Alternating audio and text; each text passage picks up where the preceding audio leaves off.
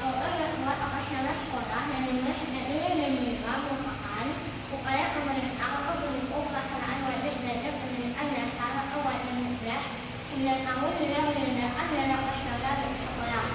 Keduanya, tujuan utama program ini adalah memberikan layanan pendidikan yang mendukung dan terjangkau dari seluruh lapisan masyarakat. Namun, realisasi program ini menghadapi tantangan karena pendidikan belum menjadi prioritas utama pemerintah.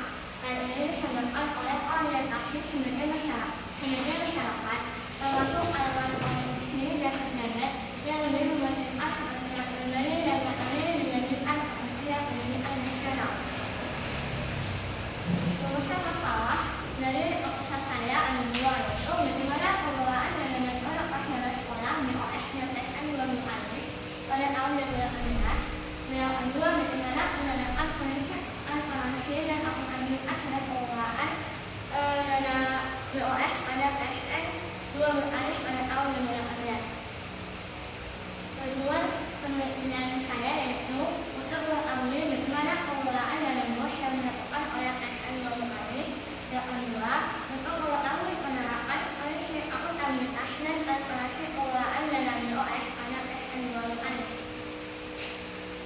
Masalah penelitian saya yaitu ada dua, yang pertama manfaat teoritis. Manfaat teoritis yaitu penelitian ini diharapkan akan memberikan manfaat teoritis yaitu untuk mengkaji ilmu ekonomi khususnya dalam pengelolaan keuangan sekolah dan juga sebagai masukan untuk mengembangkan ilmu akuntansi khususnya kajian dalam bidang akuntansi sektor publik yang berkaitan dengan kinerja keuangan pada suatu instansi maupun lembaga pemerintah.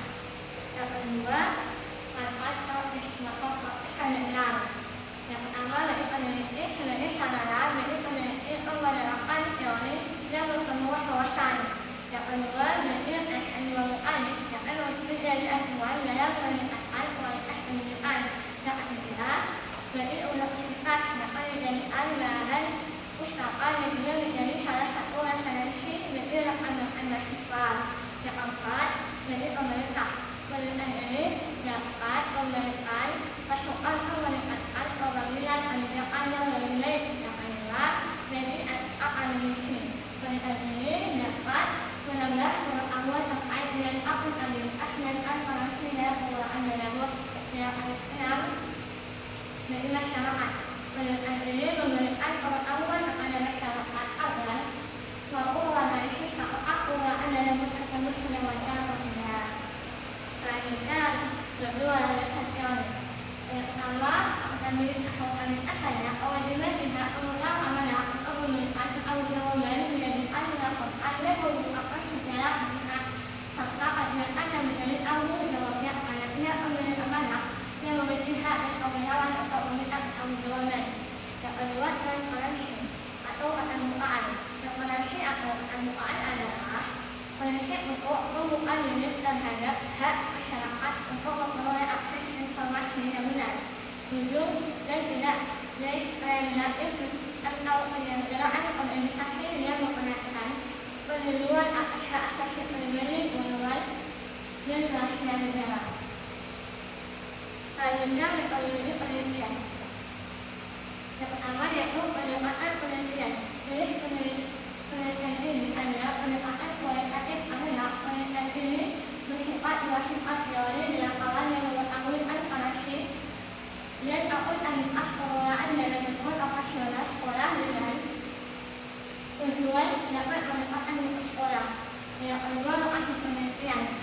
Penelitian ini berlokasi di PTN 2014 yang beralamat di Jalan Gili, Kecamatan Bantan. Penelitian ini berfokus pada bagaimana bentuk akuntabilitas dan transparansi dalam pengelolaan dana BOS operasional sekolah atau BOS. Selanjutnya, subjek dan objek penelitian.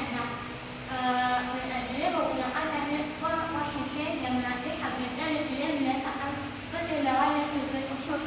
Penelitian ini adalah hal yang dikaji oleh penelitian yang merupakan suatu permasalahan yang dijadikan sebagai topik untuk penelitian. Yang selanjutnya, teknik pengumpulan data. Yang pertama, observasi. Observasi merupakan suatu teknik atau cara pengumpulan data dengan cara melakukan pengamatan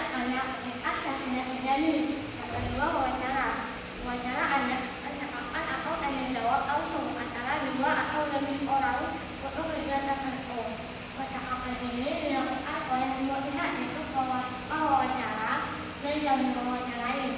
Yang ketiga, dokumentasi. Metode dokumentasi ini merupakan data yang mencatat data sebelumnya. Metode dokumentasi ini biasanya dianggap sebagai data sekunder. Selanjutnya sumber data. Di sini saya menggunakan dua sumber data, yaitu data penerima dan data sekunder.